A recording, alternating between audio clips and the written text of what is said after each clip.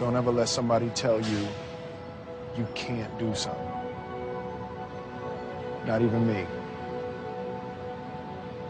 All right? Alright. You got a dream, you got to protect it. People can't do something themselves. They want to tell you you can't do it.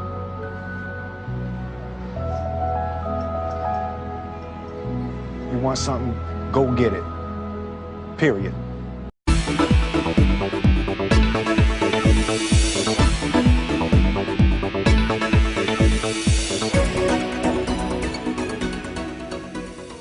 Hi, my name's PJ, and welcome to our short presentation.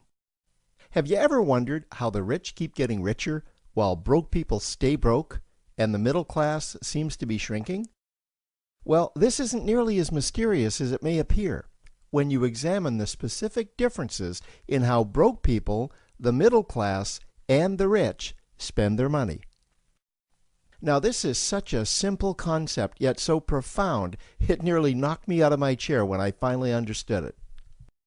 I'm going to show you exactly how the rich spend their money, and you can evaluate for yourself why they keep getting richer and the broke keep getting broker, and why the middle class remains so stressed out.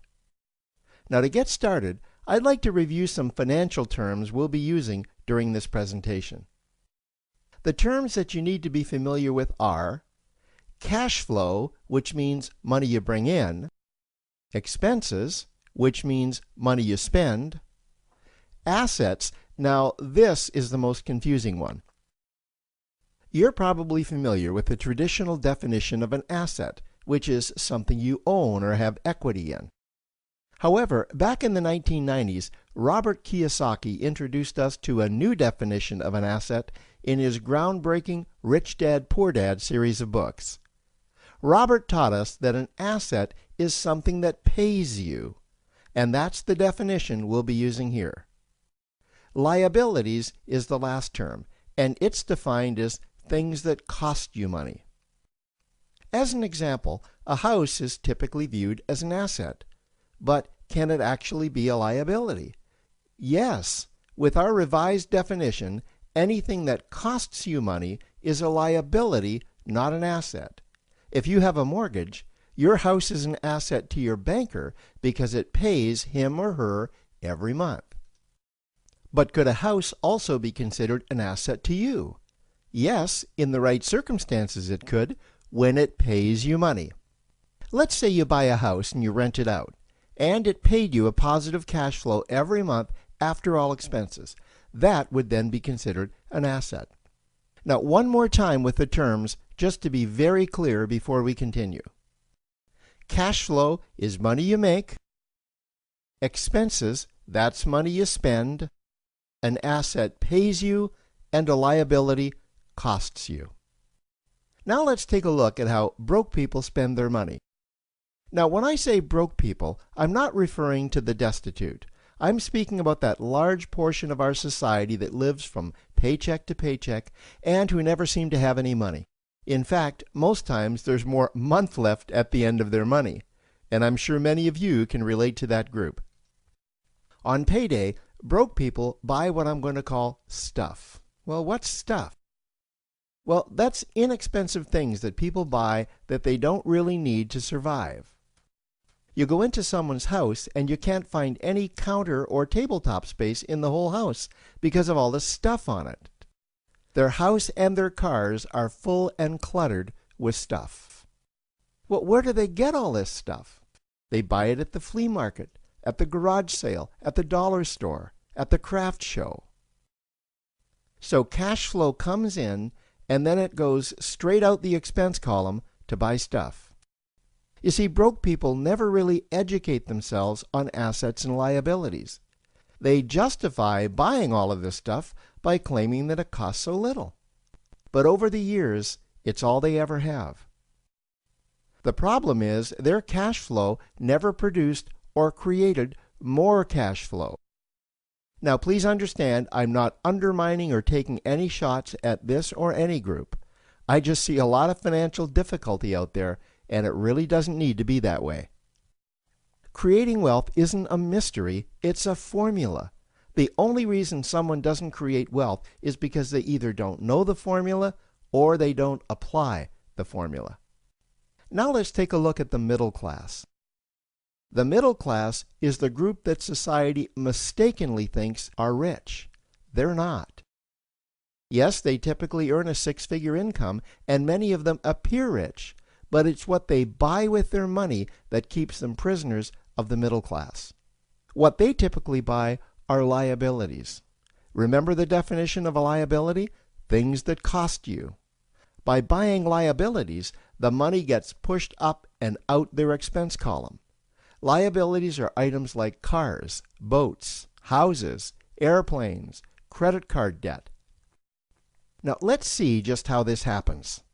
The middle class gets a nice paycheck, let's say $10,000 for the month. They then split that down the middle and they pay their monthly expenses with half, and with the other half, they make a down payment on a new car.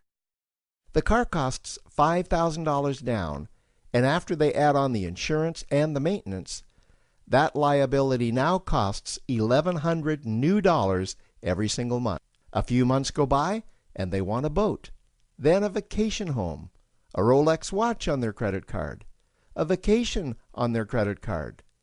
And before you know it, their liabilities have raised their expense levels to near or above their income levels. They actually spend equal to or more than they make, meaning that they have to go to work and make a certain amount of money every single month just to cover their liabilities.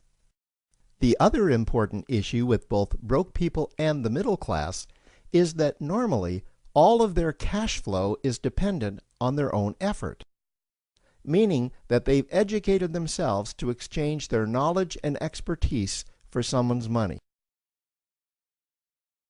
Also, the money they earn is usually the highest taxed form of income.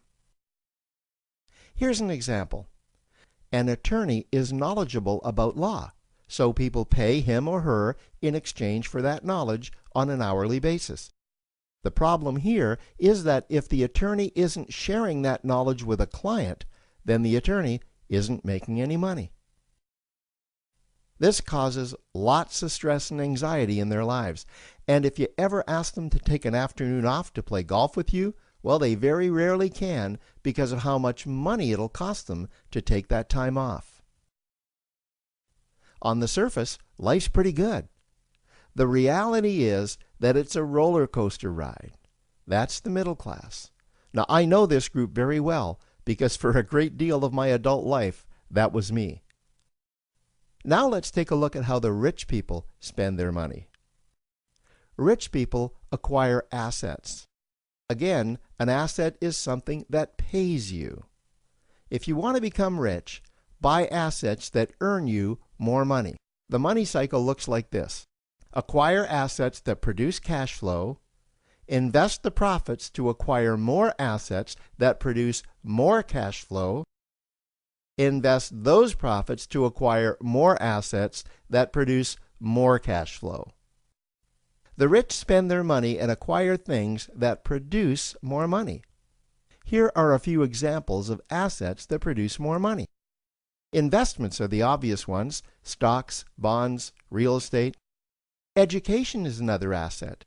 If you learn how to do something that produces more money for you and you actually do it, that's buying an asset.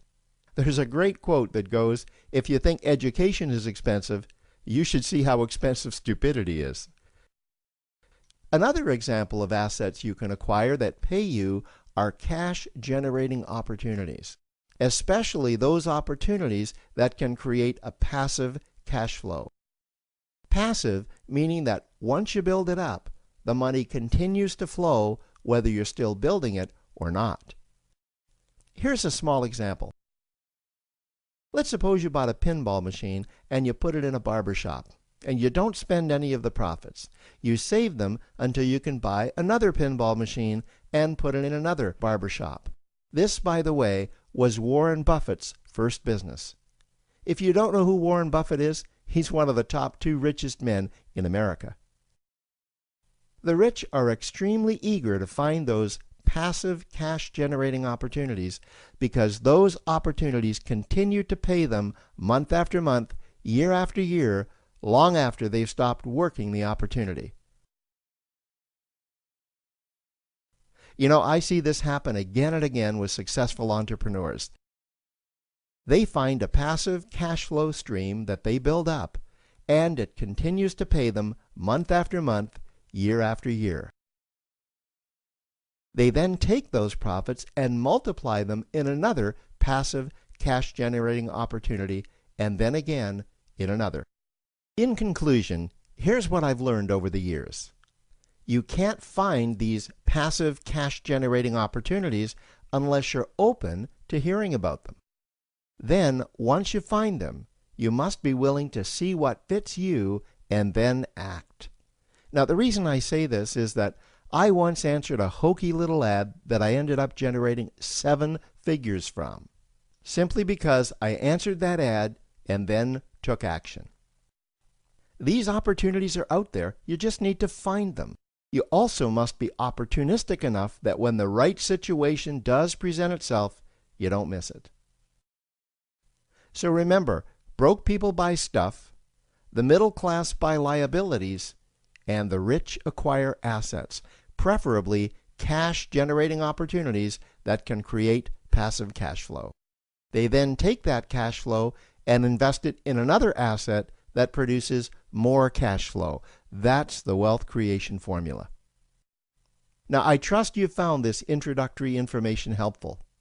Now, to learn about one of the greatest cash-generating machines on the planet, click on the link below to proceed to step 2.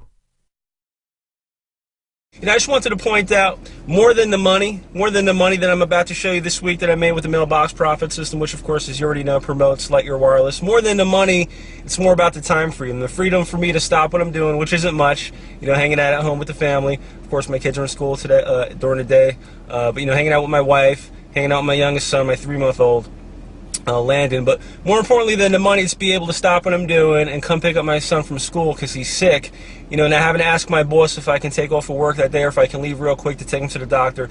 That's the exciting part about this business, being able to do what I want, when I want, for as long as I want, and never have to check my bank balance kind of lifestyle, and definitely never have to check in with anybody as far as, you know, whether or not I can do something like that, just take off and take my son to the doctor. So let me stop talking and show you what you want to see, proof of income that this business actually works. So let me show you real quick. Wow, okay, not a bad week. I've had better, you know, but it's pretty good when you have a slow week like this. First of all, let me just show you Lightyear Wireless. More importantly, $5,358. That's a slow week for me. Okay, keep in mind my best week is just a little under $8,000 with this company. Keep in mind I create different systems for other opportunities, but the mailbox profit system is my newest system, my newest automated system specifically for the Lightyear Wireless opportunity. And keep in mind also, I've only been promoting Lightyear Wireless for a few months. Okay, I'm brand new to this company, to this program, and already I've got, you know, checks for $5,000, $6,000, $7,000, $8,000 a week coming to my mailbox. But more importantly, it's also working for others. So if by chance you did watch the DVD and you haven't pulled the trigger and gotten started yet with Lightyear Wireless, I'm really scratching my head and wondering why. Please don't let another week go by without, you know, getting a check in your mailbox instead of just sitting here watching checks come to my mailbox. Do that now. I'll see you at the bank. Take care, everyone.